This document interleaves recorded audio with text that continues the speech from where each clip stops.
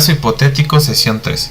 Pedro es un anestesiólogo que el día 6 de mayo del 2010 salió de la sala de operación para hablar por teléfono, descuidando su deber de monitorear los signos vitales del paciente Andrés, motivo por el cual no se da cuenta de la falta de oxígeno y posteriormente la muerte del paciente. Antecedentes.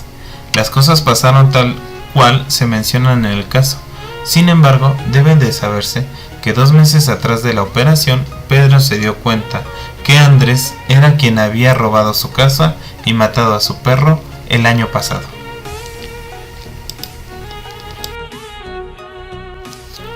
Desde el punto de vista jurídico formal, se prevé en el Código Penal para el Distrito Federal, en su artículo 16, la comisión del delito por omisión. Es atribuible a Pedro el resultado típico producido, en este caso el homicidio, ya que omitió impedirlo, puesto que Pedro tenía el deber jurídico de evitarlo. Se está ante el delito de homicidio previsto en el Código Penal para el Distrito Federal, en el artículo 123, que a la letra dice: al que prive de la vida a otro, se le impondrá de 8 a 20 años de prisión.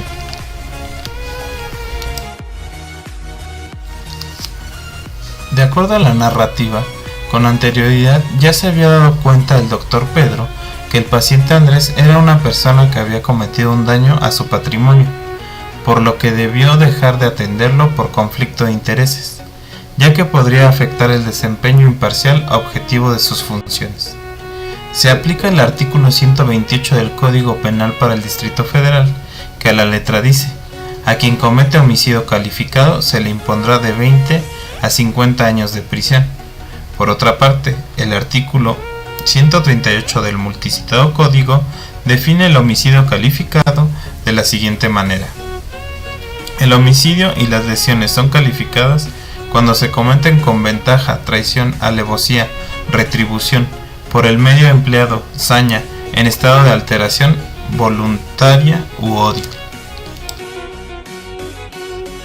Por otra parte, desde el punto de vista jurídico sustancial, con base a la teoría ptatómica del delito, se desarrolla de la siguiente manera. Conducta. Es la que el sujeto activo del delito desarrolló en contra del sujeto pasivo.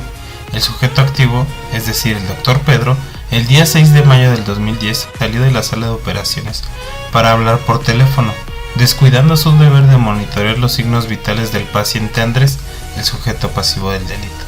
Tipicidad. Artículo 123 del Código Penal para el Distrito Federal. Al que prive de la vida a otro se le impondrá de 8 a 20 años de prisión.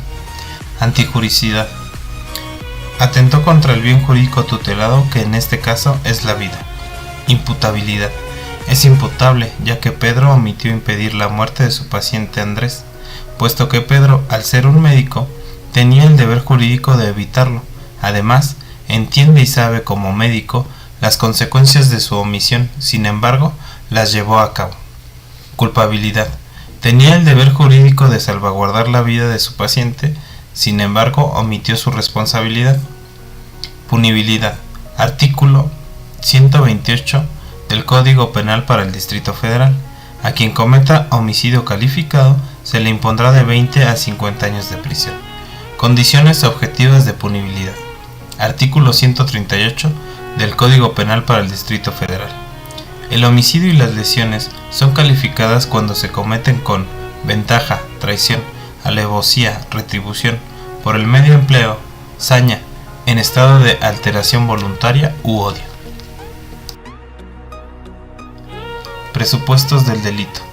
Son las circunstancias jurídicas o hechos cuya existencia deben ser previa a la realización del ilícito y que necesariamente deberán concurrir para la configuración de cualquier delito, pues su ausencia implica la imposibilidad de integrarlo. Presupuestos generales de los delitos. Conforme a la norma penal, los sujetos activo, pasivo y el bien jurídico tutelado. Sujeto activo. En este caso, el sujeto activo es el doctor Pedro, ya que es la persona física quien comete el delito, a través de una omisión, respecto a la responsabilidad que tenía de monitorear los signos vitales y asistir a su paciente anestesiado, la cual omitió el llamar por celular, lo que generó la muerte del sujeto pasivo. Sujeto pasivo. En este caso se trata del paciente Andrés, quien recibe la conducta considerada como delito por parte del sujeto activo, el doctor Pedro. Bien jurídico tutelado. El bien jurídico tutelado por el Código Penal en su libro segundo, parte especial, título primero, para el Distrito Federal, es la vida, la integridad corporal, la dignidad y el acceso a una vida libre de violencia. En el caso particular se trata de la vida. Presupuestos especiales de los delitos. Son las condicionantes de la existencia de un delito concreto, cuya ausencia pudiera originar la no configuración del delito. Estos presupuestos especiales se encuentran descritos en cada uno de los tipos penales que se describen en la ley y serán las condiciones que deberán cumplir para encuadrar la conducta específica en el tipo. En el caso particular que hemos desarrollado, para encuadrar estos hechos en la norma penal es necesario conocer el tipo que se describe en el Código Penal para el Distrito Federal. En este caso, encuadra en el que se describe en el artículo 123, que a la letra dice: al que prive de la vida a otro se le impondrá de 8 a 20 años de prisión. Ha quedado acreditado que la omisión del doctor de cuidar sus signos vitales fue lo que llevó a la muerte al paciente Andrés. Por eso, quedó encuadrado el delito al tipo penal. Por otro lado, también se acredita que el doctor Pedro sabía que su paciente Andrés era la persona que había cometido un daño a su patrimonio. Sin embargo, siguió con su venganza, por lo que encuadra en el artículo 138 del Código Penal para el Distrito Federal, que a la letra dice: el homicidio y las lesiones son calificadas cuando se cometen con ventaja, traición, alevosía, retribución por el miedo empleado, saña, en estado de alteración voluntaria u odio. Por último, veremos el camino hacia el delito. La comisión de los delitos tiene una vida más o menos larga, desde que aparece como una simple idea en la mente del futuro delincuente hasta que la lleva a la práctica. Esto es llamado intercriminis, o camino del crimen o del delito. Este camino tiene dos fases, que es la fase interna y la fase externa. Fase interna. Se desarrolla al interior de la mente del futuro delincuente y se integra por las siguientes etapas: ideación, deliberación, resolución. Ideación. En este caso, se originó al darse cuenta el doctor que su paciente había afectado su patrimonio con anterioridad, por lo que las circunstancias se adecuaban para llevar a cabo su venganza. En esta etapa apenas está en la mente del futuro delincuente. Deliberación.